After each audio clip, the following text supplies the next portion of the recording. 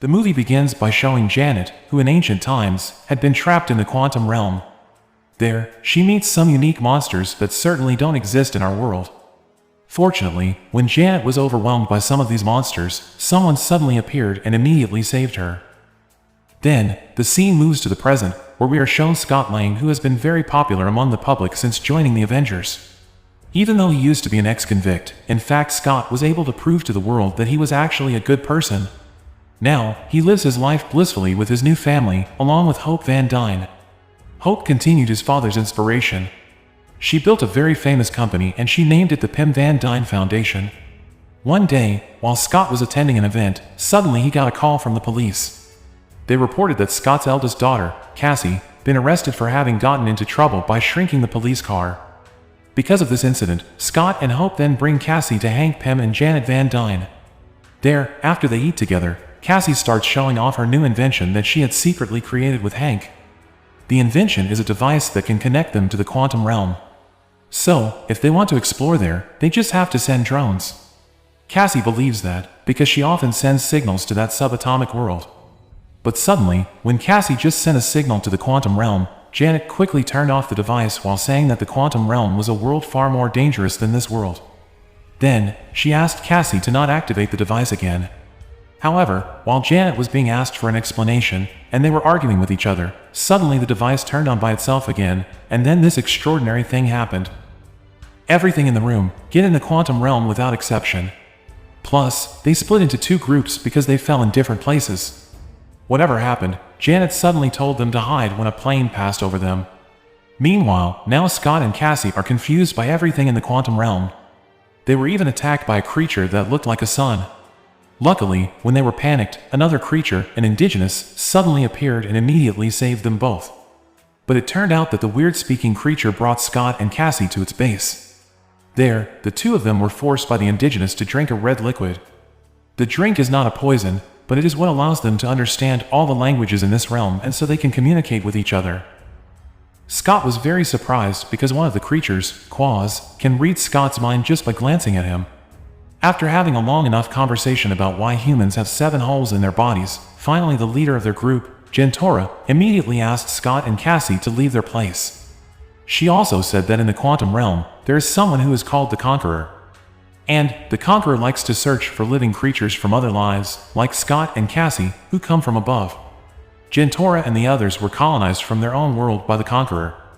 Jentora didn't want to take the risk by letting Scott and Cassie stay in her base, because she was afraid that the Conqueror would approach her people.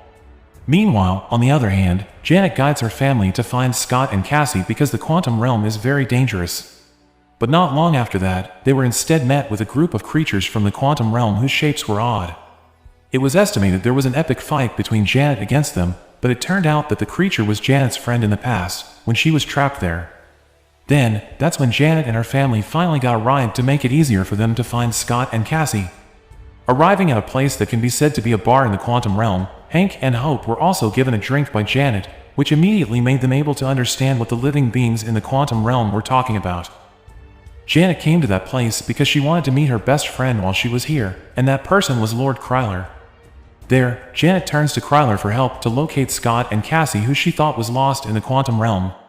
Unfortunately, Kryler, who used to be Janet's only best friend and someone who dared to challenge the Conqueror, now Kryler is on the side of the Conqueror. He bowed to him when Janet returned to the Earth, just to get a position. Instead of helping Janet, Kryler instead reported Janet's arrival to the Conqueror and then ordered his people to arrest Janet's family. After successfully defeating half of Kryler's troops, they then decided to run away and look for Scott and Cassie's whereabouts. The scene then moves and again shows Scott and Jentora's troops, who are immediately attacked by the Conqueror's men. Initially, Scott only planned to escape to save his daughter.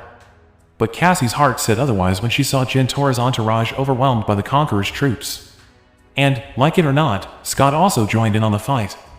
Instantly, they were surprised by Darren's presence with a very different look. Darren's disappearance in the 2015 Antman film made him enter the quantum realm.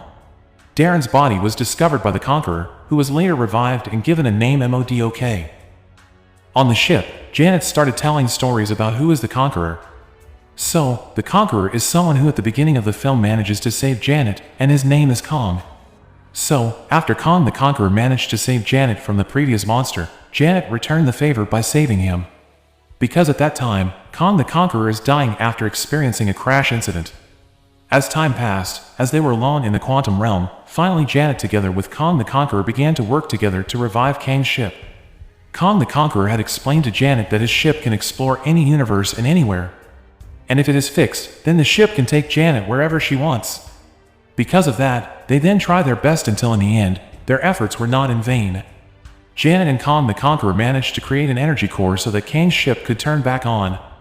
Unfortunately, by the time Janet touched the core of the ship, suddenly she was shown a shadow depicting Kang's evil behavior. So actually, Kong the Conqueror is someone who has overpowering power, but he uses that power to colonize, slaughter, and even destroy all the places he meets. Therefore, when Janet was about to be escorted by him to return to the Earth, Janet immediately discouraged her intention because she was afraid if Kong got out of the quantum realm, there would be a great calamity, which may have never happened on Earth before. As a result, because of this incident, Janet immediately used her costume to return to retrieve Kang's ship energy core, which they have fixed so far. Feeling that she will not succeed against Kong, Janet then takes out a blue chip to increase the size of the ship's energy core. Janet thought that after successfully destroying the energy core, then everything was done. But it turns out, Kong in the quantum realm actually created a very large and invincible empire, because his strength came from the costume he got when he occupied his ship. Back to Scott and Cassie, now they are prisoners in Kang's kingdom. There, Scott finally met face to face with Kong the Conqueror. He asks for help by asking Scott to return with the ship's energy core, and threatens that he will kill Cassie if Scott does not comply with his orders. As a father who is good and willing to sacrifice for his child, Scott immediately obeys the orders and will take the core energy. Scott's only job is to head to the energy core, then return it to its original form. But Scott had to hurry, because the longer he was in there, the worse it would go. After shrinking and managing to get into the energy core, Scott was confused by his body, which suddenly became several parts. There, Scott saw the possibilities of himself. Because, if it is near the core of the multiverse engine, there is a probability storm. So, every choice or move that Scott might make, it will be all here and plainly displayed before him. Scott's self-image began to riot because their thoughts were inconsistent. On the other hand, after traveling quite a long time, Janet and the others have now managed to arrive at the ship's energy core. There, Hope, who was aware of Scott's existence, immediately decided to participate in the energy core. Fortunately, when Scott was having a hard time because of the riots created by his illusionary shadows, he immediately realized that his daughter was in danger because she was taken as a prisoner by Kong the Conqueror. Scott is then motivated by this, and that thought can make the other shadows cheer him on and work together to help Scott take the core energy. When it felt like Scott wasn't going to make it, suddenly Hope came and immediately took Scott to work together to get the ship's energy core. Unfortunately, when they got back together and managed to get the energy core, Scott was still very worried about his daughter's condition and was reluctant to hand over the energy core to Janet. Until finally, it fell in front of them and immediately seized the energy core. Meanwhile, Hank, who was waiting for them on the ship, was surprised by Darren's presence, who immediately attacked him. Unfortunately, Kong was too powerful, and the combined strength by them was nothing to Kong the Conqueror. Kong managed to bring Janet to his kingdom, while Hank Pym was also defeated by MODOK. However, from above, we are shown the shadow of a sizable ant. On the other hand, Janet was brought by Kong to his empire. There, Kong asks about what Janet saw when she touched the energy core. Janet replied that she saw a monster acting like a god. However, Kong explains that he is only trying to kill himself, or a version of himself residing in another multiverse, which in the future could destroy the entire multiverse at any moment. However, according to Janet, it is tantamount to Kong having killed countless innocent humans throughout the other multiverses. But Kong persists, wanting to erase time. Outside, Hank meets Scott and Hope, who have just woken up from their fainting spells. There, Hank is not alone, but he is with his clever pet ants. It turns out that the ants entered the same quantum hole but came out at a different time, due to time dilation, which spanned thousands of years earlier. Until finally, they evolved and tried to contact Hank through the earpiece. Then at this time, Hank's ant civilization was very advanced. These ants developed and evolved so as to create civilizations for thousands of years. But where they were right now, what the ants had actually been through was only one day. Meanwhile, on the other hand, Cassie, who was being taken to prison, managed to escape and immediately saved Gentora. After successfully releasing Jintora from prison, they immediately summoned Jintora's troops who were outside Kang's headquarters. Jintora and her troops inside will now try their best to eradicate Kang's troops, while Cassie goes one-on-one and fights MODOK. On the other hand, we are again shown Kang the Conqueror starting to prepare his ship to leave the quantum realm. From the outside, Scott began to change his body into a giant as well as lead the native creatures in the action of attacking Kang's headquarters. Let's go!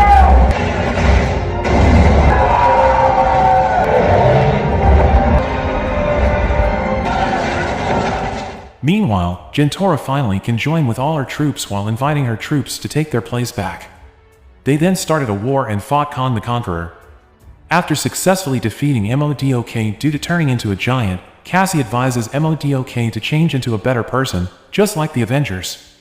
Meanwhile, realizing that Kang's ship is about to launch, Scott and Hope finally work together to thwart Kang's plan to escape.